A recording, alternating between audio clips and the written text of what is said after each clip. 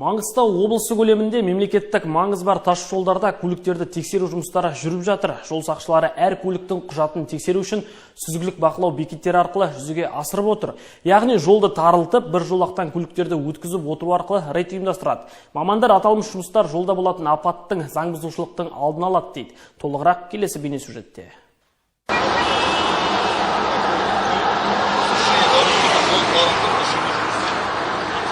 Жолды тарылтып, көліктердің құжаты мен мемлекеттік белгісін тексеру, жүргізушімен сұхбаттасу арқылы кез келген апаттың алдын алу жұмыстары бұған дейін Ақтау мен Бейнеу бағытындағы Шетпе селосында жасалды.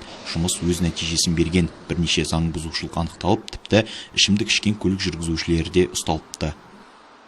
Жолда трассада мал шығады, басқаша мына қазір камералардың бәрі іске қосылған, жылдамдықты асырмау жөнінде жалған мемлекеттік белгі тақпау, мемлекеттік белгіні алып тастап айдамау деген сияқты мақсаттарда біздің қызметкерлер қазір ескерту жұмыстарын жүргізуде.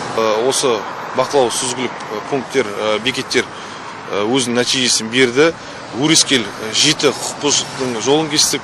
Оның ішінде 3 мас жүргізуші анықтадық осы сүзгілік бақылау бекеттерінің арқасында. Маңғыстау ауданындағы сүзгілік бақылау бекеті Қарақия ауданы, Жетібай ауылы маңындағы Ақтау Жаңаөзен бағытындағы республикалық маңызы бар тас жолда да ұйымдастырылды. Рейд кезінде заң бұзушылықтар тіркелді. Арасында ауыр жүк көлігін басқару құқығы жоқ жүргізуші де анықталды. Категориясы жоқ болғанда жүргізуші куәлігінде ешқандай рұқсат жоқ. Санады басылмаған. Сол себепті әкімдік хаттамасында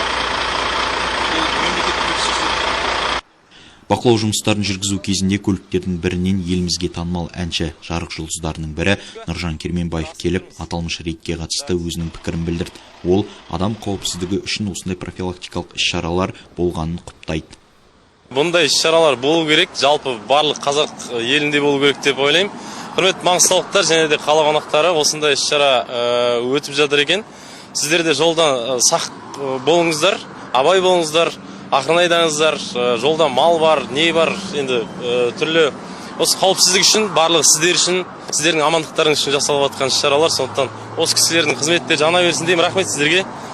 Жол сақшылары 2 сағаттың ішінде бас-аяғы 300-ден астам көлікті тексеріп үлгерді. Бақылау бекеті 2 тәулік бойы жұмыс істейді деді жол сақшылары. Айта кетейік, мұндай сүзгілеу жұмыстары басқа да аумақтарда ұйымдастырылатын болады. Абзал Айхат, Жасұлан Мұқан, Амангелді Тұрахмет, Маңғыстау ақпарат.